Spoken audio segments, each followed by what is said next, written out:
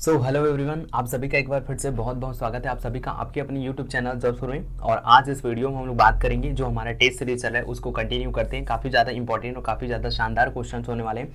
हालांकि ये वीडियो आपको जो मिल रहा है दो पार्ट में मिलेगा, और दो पार्ट में मिलने के कारण ये भी है प्यारे साथियों कि क्योंकि यहाँ पे लगभग आपको 150 से 175 तक के क्वेश्चन देखने को मिलेगा। लेकिन एक साथ अगर मैं इस वीडियो को अपलोड करूँगा तो कोई मतलब का नहीं है, क्योंकि काफ़ी ज़्यादा लंबा हो जाएगा। इसलिए मैं कोशिश करूँगा इसको 2 से 3 पार्ट में आप लोगों तक पहुँचा पाऊँ, लेकिन जरूर पहुंचाऊंगा। तो फिर चलिए आगे बढ़ते हैं। और यहाँ पे पहला क्वेश्चन आई होप आप सभी को दिखाई दे रहा होगा कि हाँ, खाली स्थान हमेशा खेल में होता है। जब आप इसको आराम से पढ़ लीजिए कि कौन हमेशा खेल में होता है तो इसका सही आंसर हो जाएगा। आई होप आपने सबका इसका आंसर दे दिया होगा। तो इसका सही आंसर हो जाएगा ऑप्शन नंबर 4, यानी कि प्लेयर। भले किसी खेल में बैट बॉल या फिर खेल का मैदान हो या ना हो, लेकिन उसमें खिलाड़ी का प्लेयर का होना बहुत ही जरूरी है, तभी हम उस खेल को आगे बढ़ा सकते हैं, खेल सकते हैं। ओके, आगे सवाल यहाँ पे कुछ इस प्रकार से है कि निम्नलिखित में से किस शासक ने, है ना, निम्नलिखित में से किस शासक ने गुप्त वंश की स्थापना की। तो इसका सही आंसर हो जाएगा, देखिए इसका सही आंसर आप आज बहुत सारे लोगों ने, जो मैंने क्विज डाला था यहाँ पे, जो आप लोग के लिए ऑप्शनल वाला यूट्यूब पे जो ओपन किया था, है ना, यहाँ पे आप लोग के लिए डाला था, उसमें से बहुत सारे लोगों ने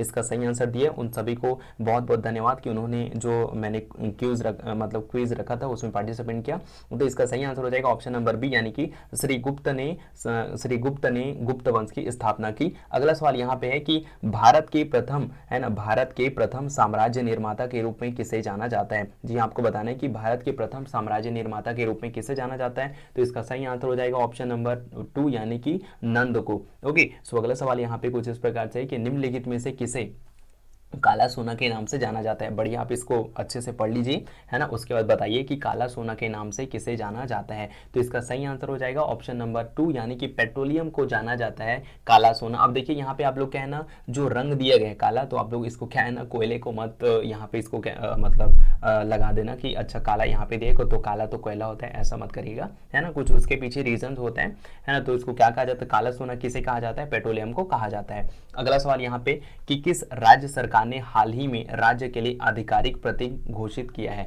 आपको बताना है कि किस राज्य सरकार ने हाल ही में राज्य के लिए आधिकारिक प्रतीक घोषित किया है। ओके, यानी कि जो ऑफिशियल सिंबल होते हैं उसको। तो इसका सही आंसर हो जाएगा ऑप्शन नंबर 4, आंध्र प्रदेश। और आपको ये चीज बताना है कि जो आधिकारिक प्रतीक है वो कौन सा है ना। अगला सवाल यहाँ पे है कि संविधान सभा ने भारत का संविधान कब पारित किया।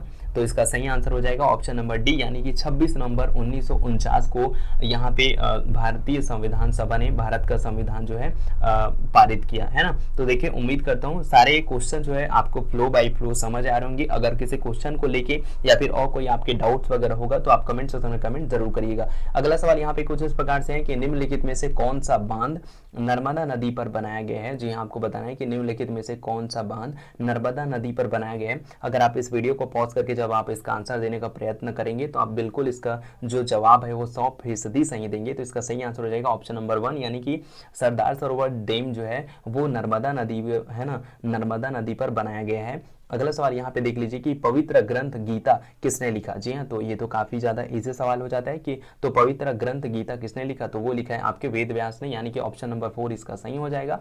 अगला सवाल यहाँ पे कुछ इस प्रकार से है कि उत्तरी कमान, है ना, भारतीय सेना का उत्तरी कमान का नया जनरल ऑफिसर, है ना, नया general officer commander in chief, यानी कि GOC किसे नियुक्त किया गया है। आप इसका आराम से इसको पढ़ लीजिए और उसके बाद जवाब दीजिए। तो इसका सही आंसर हो जाएगा ऑप्शन नंबर 1, यानी कि रणवीर सिंह को बनाया गया है नया general officer commander in chief. Okay, so अगला सवाल यहाँ पे है कि देखिए, अब इस क्वेश्चन को जब आप लोग पढ़ेंगे ना तो इस क्वेश्चन में क्या है, आप लोग चाहे तो स्क्रीनशॉट लेके इसको पढ़ लीजिए या फिर थोड़ा सा वीडियो को पॉज कर लीजिए, है ना, कि भारतीय खाद्य निगम के लिए, है ना, भारतीय खाद्य निगम के लिए खाद्यान्न की आर्थिक लागत, किसानों को दिया जाने वाला न्यूनतम समर्थन मूल्य तथा बोनस, है ना, बोनस और खाली स्थान है। तो इसका सही आंसर हो जाएगा ऑप्शन नंबर 3, खरीद संबंधी आनुषंगिक व्यय और वितरण लागत। ओके, सो अगला सवाल यहाँ पे कुछ इस प्रकार से कि प्रथम पंचवर्षीय योजना की शुरुआत हुई थी। आपको बताना है कि प्रथम पंचवर्षीय योजना कब शुरू गई। तो इसका सही आंसर हो जाएगा ऑप्शन नंबर 1, यानी कि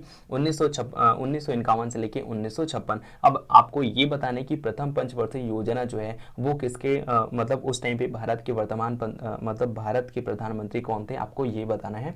अगला सवाल देख लीजिए यहाँ पे, उत्सर्जन प्रणाली किसके साथ जुड़ी हुई है। अब देखिए यहाँ पे इसको ना अच्छे से पढ़िए, है ना, कि उत्सर्जन प्रणाली किसके साथ जुड़ी हुई है, तो इसका सही आंसर हो जाएगा ऑप्शन नंबर 1 यानी कि किडनी गुर्दे के साथ जुड़ी हुई है उत्सर्जन प्रणाली, है ना। अगला सवाल यहाँ पे है कि भारत और दक्षिण अफ्रीका के बीच, है ना, भारत और दक्षिण अफ्रीका के बीच दक्षिण अफ्रीका में खेली गई 3 मैचों की T20 सीरीज 2018 में मैन ऑफ द सीरीज का खिताब किसे दिया गया है। अब देखिए किसी को लग सकते हैं ना कि सर जैसे क्वेश्चन में आपने तो कहा था कि करंट अफेयर्स में जो क्वेश्चन दिया जाएगा वो क्या है, वो तो 6 महीने के हिसाब से दिया जाएगा, लेकिन अभी आप तो 2018 का कवर करा रहे हैं। लेकिन कुछ क्वेश्चन ऐसे होते हैं ना जिनको पूछना बनता भी है। अब भाई जीके के सीरीज में इसको भी डाल सकते हैं कि अच्छा समसामयिक को छोड़ के खेल परिदृश्य में आप इसको भी पूछ सकते हैं, और खेल का तो जो आज है वो करंट है, बाकी जो बीत गया वो फिर आपका खेल के परिदृश्य में आ जाता है, तो इसलिए बनता भी है ना, इसलिए यहाँ पे इंक्लूडेड है। तो आपको बताना है कि भारत और दक्षिण अफ्रीका के बीच दक्षिण अफ्रीका में खेली गई 3 मैचों की T20 सीरीज 2018 में मैन ऑफ द सीरीज के खिताब किसने जीता, तो ये जीता था आपके, है ना, भुवनेश्वर कुमार ने, यानी कि ऑप्शन नंबर 4 इसका सही आंसर हो जाएगा। अगला सवाल यहाँ पे ध्वनि को उसके खाली स्थान से पहचाना जा सकता है या फिर पहचाना जाता है, तो इसका सही आंसर हो जाएगा ऑप्शन नंबर 3 यानी कि आयाम और आवृत्ति से, यानी कि एम्पलीट्यूड और फ्रीक्वेंसी से किसी भी ध्वनि को पहचाना जा सकता है। अगला सवाल यहाँ पे प्यारे साथियों की हॉर्निबल महोत्सव कहाँ मनाया जाता है, तो देखिए मैंने जब इससे पहले वाली क्लास ली है उसमें भी आपको बता दिया था इसके बारे में, तो उम्मीद करता हूँ जिन्होंने उस वीडियो को पूरा देखा था वो इसका आंसर गलत नहीं करेंगे। इसका सही आंसर हो जाएगा ऑप्शन नंबर 2 यानी कि नागालैंड में सेलिब्रेट किया जाता है हॉर्निबल महोत्सव। अगला सवाल यहाँ पे कि गौतम बुद्ध का जन्म स्थान खाली स्थान है, तो इसका भी आंसर मुझे लगता है कि कोई गलत नहीं करेगा, तो इसका सही आंसर हो जाएगा ऑप्शन नंबर 1 यानी कि लुम्बिनी नामक जगह पे गौतम बुद्ध का जन्म हुआ था। अगला सवाल यहाँ पे है कि भारतीय वायुसेना के महिला लड़ाकू विमान उड़ाने वाली भारत की पहली महिला कौन है। आपको बताना है कि भारतीय वायुसेना में जो महिला लड़ाकू पायलट है जिन्होंने पहली बार लड़ाकू विमान उड़ाया था वो कौन है, तो इसका सही आंसर हो जाएगा ऑप्शन नंबर 4 यानी कि अवनी चतुर्वेदी, है ना। अगला सवाल यहाँ पे है कि इब्न बतूता के भारत आने पर दिल्ली सल्तनत का शासक कौन था। देखिए काफी ज्यादा इंपॉर्टेंट और काफी ज्यादा इतिहास का अच्छा सवाल है ये। आपको बताना है कि इब्न बतूता जब भारत आया तो उस समय पर दिल्ली सल्तनत पर किसका शासन था, किसका शासक कौन शासन कर रहा था भारत पर, तो इसका सही आंसर हो जाएगा ऑप्शन नंबर 2 मोहम्मद बिन तुगलक, है ना। तो इब्न बतूता भारत आया किसके टाइम पीरियड में, मोहम्मद बिन तुगलक के। उम्मीद करता हूँ कि सारे क्वेश्चन आप लोग को बेहतरीन ढंग से समझ आ रहे होंगे। मैं यही प्रयास कर रहा हूँ कि आप लोग के एग्जाम के पहले जितना ज़्यादा हो सके एमसीक्यू आप लोग को कवर करा पाऊँ। अगला सवाल यहाँ पे कि हरियाणा साहित्य अकादमी का उद्घाटन निम्नलिखित में से किस वर्ष में किया गया था, तो इसका सही आंसर हो जाएगा ऑप्शन नंबर 2 यानी कि 1970 में जो हरियाणा साहित्य अकादमी है उसका उद्घाटन किया गया था। अगला सवाल यहाँ पे कुछ इस प्रकार से है कि किसी भी राज्य का नाम किसके द्वारा बदला जा सकता है। अब देखिए भाई काफी इंपॉर्टेंट है ना। इसके ऊपर एक और क्वेश्चन बन सकता है कि किसी राज्य का जो नाम है वो किसके द्वारा निर्धारण किया जा सकता है ना। अगर आप लोगों से हो सके तो ये जो मैंने आपको सवाल पूछा आप उसका जवाब दीजिएगा। बाकी यहाँ पे क्वेश्चन है कि किसी भी राज्य का नाम किसके द्वारा बदला जा सकता है, तो इसका सही आंसर हो जाएगा ऑप्शन नंबर 2 यानी कि संसद, है ना। संसद के द्वारा किसी भी राज्य का नाम परिवर्तन किया जा सकता है। अगला सवाल प्यारे साथियों, उत्तर प्रदेश में भारत कला भवन कहाँ स्थित है। आपको बताना है कि उत्तर प्रदेश में जो भारत कला भवन है वो कहाँ पर स्थित है, तो इसका सही आंसर हो जाएगा ऑप्शन नंबर 1 वाराणसी में स्थित है आपका भारत कला भवन।